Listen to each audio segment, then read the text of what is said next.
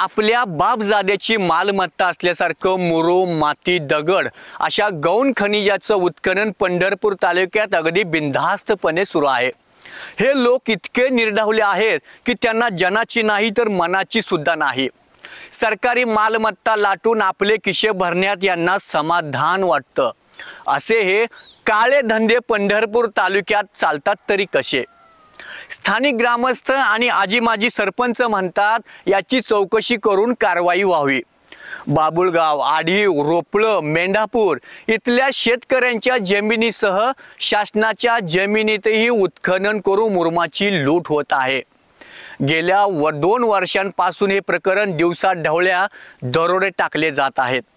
लोक उघड्या डोळ्यांनी पाहत आहेत, पण प्रशासनाच्या डोळ्यांना हे का कधी दिसत नसेल हे मात्र न सुटणारं कोड आहे। अर्थात त्यांना दिसत नाही की त्यांच्या डोळ्यावर गांधी बाबाची पट्टी बांधलेली आहे।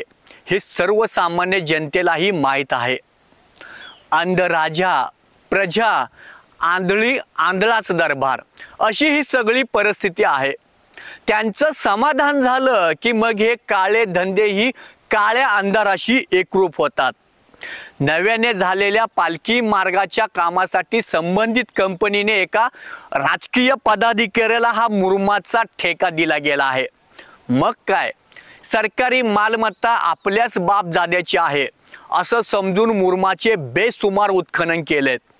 शेतकऱ्यांच्या शेतातील मुरुम उचलण्यासाठी त्यांनी शेतकऱ्यांनाही देखील टोप्या घातल्या आहेत।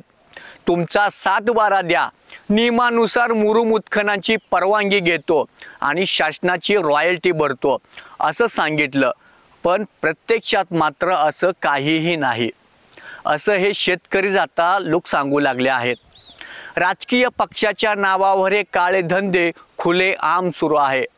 अधिकारी तर कारवाई करताना दिसत नाहीत। यामध्ये मात्र चोरांचा समाधान होत आहे, पण सरकारच्या तिजोरीला पद्धतशीरपणे पंढरीचा बुक्का लावला जात आहे। आता प्रतीक्षा फक्त एवढीच उरली आहे, प्रशासनाच्या डोळ्यावर बांधलेली पट्टी केव्हा काढली जाते आणि काळे धंदे बंद करून इथपर्यंतचे समाधान केव्हा होतंय।